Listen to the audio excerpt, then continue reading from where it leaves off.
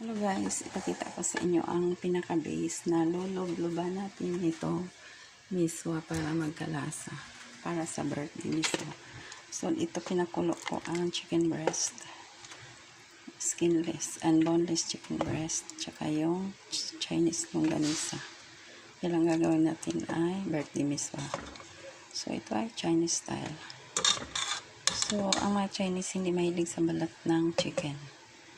So, kailangan ang ilublob nyo dito, chicken breast na boneless at saka skinless. Ito, nilublob ko na dyan ang Chinese longganisa kasi ang kakain nga nito ay elderly. So, kailangan malambot na malambot. Pressure cook yan guys. May seasoning ito na nor pork cubes at saka yung ito, leeks.